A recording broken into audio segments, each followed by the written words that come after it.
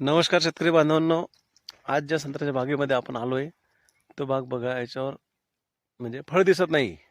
हा व्हिडिओ जो बनवलेला आहे आपण तो त्याच्यासाठी झाडं बांधलेले आहे पण फळ दिसत नाही. आणि आज तारीख आहे जानेवारी 29.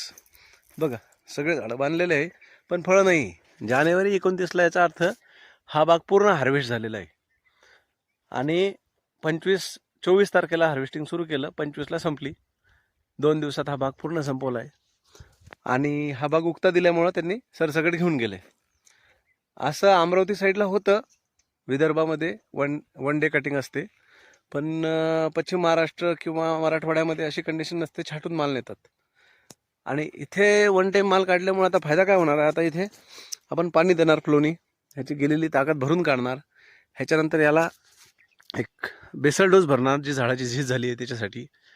आणि त्याच्यानंतर याला चांगलं पोटभर पाणी देऊन नंतर तानावर सोडणार. आता यांचाच बाग पुढचा आहे.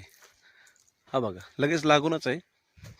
ह्या बागेत काय होतंय की ह्याची हार्वेस्टिंग एक 10 दिवसांनी येणार आहे. 10 दिवसांनी हा पण पूर्ण निघून जाईल. ह्याच्या पुढं अजून एक बाग आहे, तो तिथून पुढे 1 महिन्याने कटिंग होईल. म्हणजे मार्चच्या पहिल्या आठवड्यापर्यंत पूर्ण बाग हार्वेस्ट होईल. पण आता पुढच्या वर्षी काय होईल, हा बाग आहे ना सगळ्यात भारी फुटेल. त्याच्यानंतर 2 नंबरला हा बाग फुटेल आणि त्याच्यानंतर तो बाग फुटेल.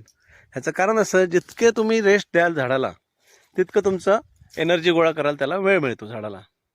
त्यामुळं शेतकरी बांधवांनी आजचा रेट जो आहे कमी जास्त ह्याचा विचार न करता बाग एक मध्यम रेट, ॲव्हरेज रेटनी विक्री होत असेल तर विक्री लवकरात लवकर करून घ्यावी, जेणेकरून तुम्हाला पुढच्या वर्षीही चांगला फळ येईल आणि पुढच्या वर्षीही एवढेच पैसे होतील.